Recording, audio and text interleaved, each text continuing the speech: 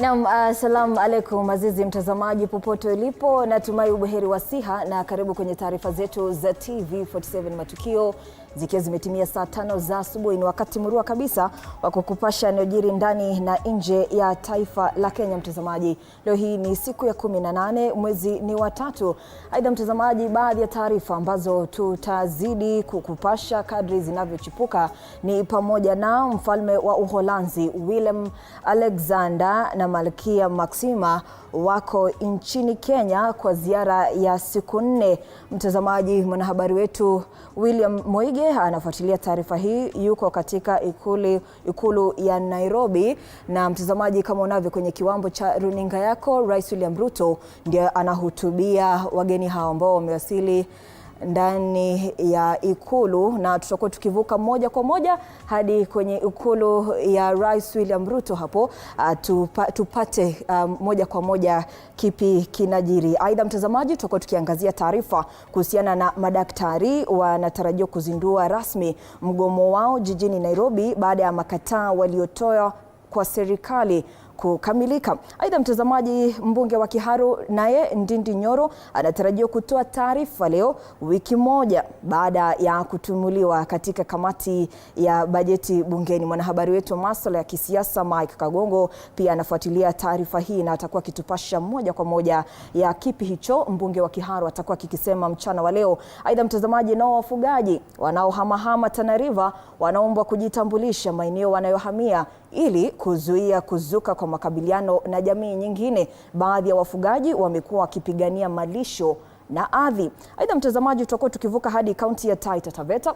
Huko nako tutapatana na taarifa hii kuhusiana na walemavu wameiomba serikali ya kaunti hii kuwakumbuka katika utoaji wa huduma zote. Aidha walemavu nao wameombwa kushiriki kikamilifu katika shughuli za uongozi. Ni baadhi tu ya taarifa. Tutakuwa tukiungana na wanahabari wetu kutoka gatuzi zote 47 watupashe moja kwa moja kadri zinavyochipuka. Na kama ilivyo ada na desturi, pia tunaanza kwa kupata methali ya leo.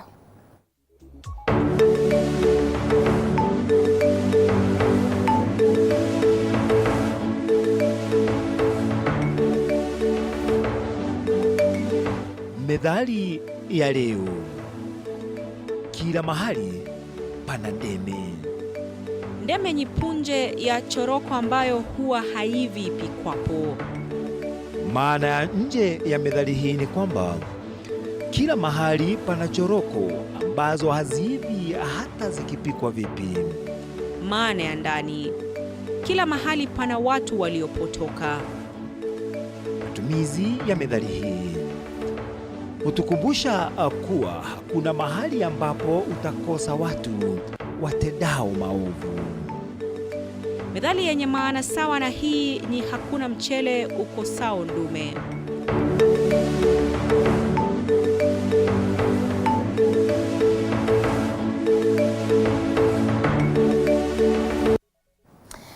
Na unatupata mbashara kupitia mitandao yetu yote ya kijamii TV47 YouTube, Facebook na pia X. Hujambo na karibu. Jina langu ni Ruga Ival.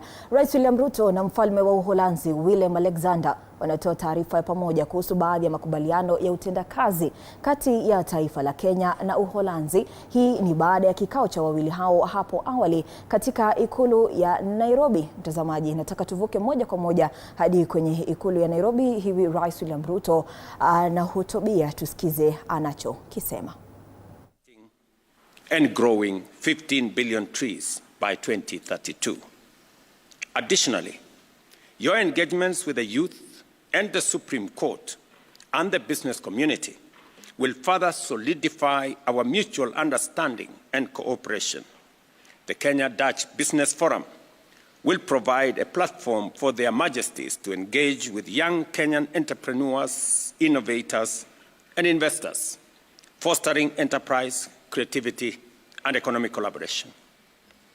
A particularly significant development is the entry of Invest Africa, a Dutch financial investment entity, into the Kenyan market, which will provide much-needed capital to Kenya's private sector and expand financial access for businesses looking to scale in the East African market. I am confident that these engagements will provide Your Majesties with valuable insights into Kenya's progress and opportunities for further collaboration. As we embark on the next phase of Kenya-Netherlands relations, we reaffirm our commitment to strengthening our bilateral ties. This engagement will deepen diplomatic relations, expand economic opportunities, and foster sustainable partnerships. Once again, I extend my very warm welcome to their Majesties and wish them a fruitful, insightful, and memorable stay in Kenya.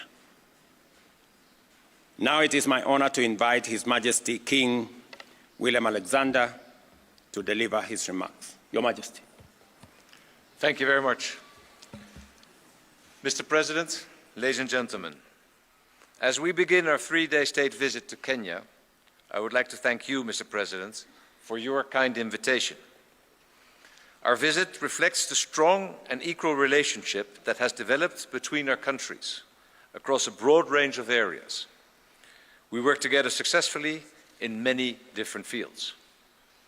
As trading partners, as partners for security and stability, as investors in sustainable development, as problem solvers in the food and water sectors, and, not least, as like-minded countries in the United Nations. This is illustrated by the operational sphere of our embassy in Nairobi, our largest mission in Africa, whose activities extend across the entire region. Our diplomatic ties go back more than 60 years, and Kenya's extraordinary development over those decades has been highly impressive. Kenya is a self-assured nation that is proud of its economic performance, its democracy and institutions, and its constructive and impactful international role. We attach great value to our cooperation with Kenya. This visit shows just how closely our interests are aligned and how strong our ties have become. And not just our governments, but also our businesses, our NGOs, and the many private partners in Kenya and the Netherlands who have teamed up on joint initiatives. We believe in the future of Kenya, a future that will be determined by the Kenyan people.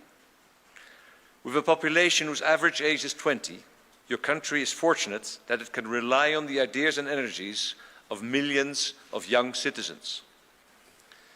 The people of Kenya, like those of the Netherlands, want their rights as free citizens to be respected and their voices to be heard. I'm pleased that our country's strong and mature relationship allows us to devote attention during this visit to issues like human rights, good governance, and accountability. We're grateful to have the opportunity to discuss the concerns that exist in these areas. Later this morning, at the Ambassador's residence, we will be meeting young Kenyans to hear their views on recent developments. What opportunities do they see to build a bright future for the country they love? A future in which everyone can participate on an equal footing. Legal certainty has a fundamental role to play in this respect and is also essential for Kenya's economic development. Our visit reflects the full breadth of our partnership and the dialogue between us. We are very much looking forward to the coming days. And this will be a wonderful opportunity, Mr. President, to meet Kenyans from many different backgrounds and to foster even closer ties between our two countries.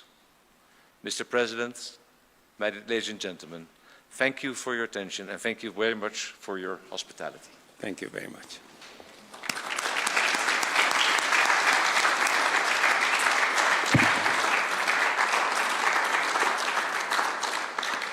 And that brings us to the end of this joint press communique. Thank you, Your Excellencies and Your Majesties.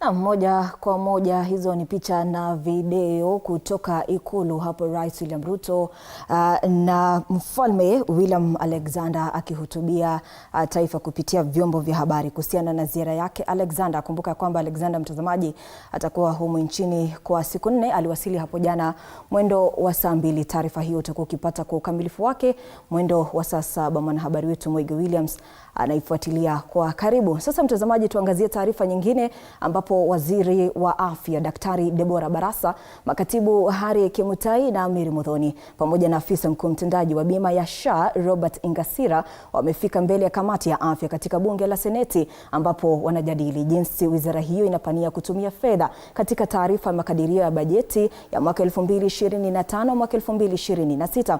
Hebu tusikize yanayojiri kutoka bunge hilo la Seneti. You bought some equipment already, partially. Isn't that true, Bwana CFO? PS, isn't it true that you have bought some equipment for that facility? Yes, we have bought the equipment. So how did you buy the equipment before the building is complete? Where were they going to be stored? And you know they are poorly stored. And I can challenge you, we take a walk after this session to that place. Chair, we finished phase 1. Phase 2 is continuation of the building, the storage building, in the second floor and no, is it second floor and third floor? So, Chair, the equipments are ready. They have been procured. I think what you're now doing is the furniture for the purpose of operationalizing the facility. They are well stored, Chair, because they are within the building. And I also want to invite you to visit with your committee members. Do you still stand with the figures that are in this document for the project? That is equipment plus construction. Or you want to give a comprehensive? Chair, I will ask my CFO just to confirm the figures if they are adequate. Chair, we are submitting the figures for up to December 31st, and we are already on the 3rd quarter. So we will seek your indulgence to submit an updated 3rd quarter report, which would give the actual status as of 31st. I think the PS will be able to submit an updated report, but the request was up to December. But I'm just asking you, Bwana CFO, so as up to 31st December, because I know when the equipment were bought, they were not bought yesterday. Neither was it bought before that 1st December. It was bought earlier than that. What I'm only asking is the figures you have given us here, the project, including equipping, are those figures the correct figures? Does it include the figures for the equipment, or this is just construction? And I want to remind you, Parliament is a house of records. So make sure that the figure you give is what will tally with what we shall see if we are to ask next time. It is extremely important. Chair, we will go and confirm from procurement whether the payments have already been processed and captured. So we seek your indulgence to submit the figures in relation to the supplies, to the equipment. Okay, but you will not confirm from procurement. You know you are the CFO. And payments are made from finance, including those procurement records. They go through you. Anyway, PS, you can proceed. Annex 3, Chair, indicates the presidential directives that are being implemented, mentioned in the budget policy statement. Chair, we have listed 13 projects in number, the county, the constituency, and the amount that has been allocated. Chair, that's the submission in the Annex 3.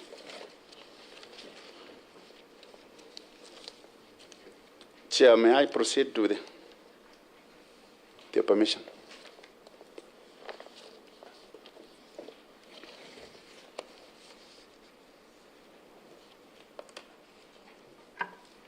Just before you proceed, are these the presidential directives for 2024-2025, or have you dealt with all the other old presidential directives? Chair, we do submit all the presidential directives, so these are the ones that have been captured. Let me remind you that President Uhuru Kenyatta played an ambulance for one facility in my county. That's never been delivered. That's why I'm asking. It looks like the ministry does selective implementation of presidential directives. So where is that ambulance? But that is not the question for this forum. Maybe we shall pick it up with you later, and I can furnish you with the details. You might need evidence. We shall also provide. So can you proceed? I have seen that Annex 3. Thank you, Chair. Item 3, Chair, is the key policies underlying the expenditure ceiling in the 2025 budget policy statement. Honorable Chair and honorable members, the State Department for Medical Services has the following key priority areas. 1, universal healthcare coverage, which is leaving no one behind. Chair, here we intend to increase the health insurance coverage for the poor and the vulnerable groups from the current 1.5 million households to 5.1 million during the MTP4 period. 2, to ensure that there are at least 10 million informal sector workers with social health insurance. 2, the primary health care. The aim is to reduce by a third the premature mortality due to NCDs by 2025, in line with the global NCD target by equipping the primary health care facilities with essential NCD health products and technologies. 2, enhance provision of comprehensive rehabilitative services, that's orthopedic, technology, physiotherapy, and occupational therapy, and assistive technology. 3, to ensure commodity security for family health and strategic health programs, specifically mentioning malaria, family planning, HIV, and AIDS. 3, on local manufacturing of life-saving essential drugs, health products, and technologies. The aim is to achieve sustainable access and affordability of quality essential health products and technologies towards universal healthcare coverage, and to expand diversified production of essential HPT for domestic and export markets through the attraction of both local and foreign investments. 4, digitization of the healthcare services. Chair, the aim is to digitize all the public health facilities, to enhance an enhancement of the National Health Data Center, and enhancement of telemedicine. Chair, 5, we also intend to undertake reforms, and specifically the KEMSA reforms in a bid to improve its services and operational efficiency, transition to the Social Health Authority, and alignment to deliver universal health care coverage. There's a minute, PS, before you proceed. When you say you want to undertake reforms in KEMSA, what is it exactly? Chair, there are various reforms that are being undertaken in KEMSA for the purpose of enhancing efficiency, and I'm very glad that the CEO of KEMSA has just come in, and I want to give him an opportunity to tell us the reforms that KEMSA is undertaking currently.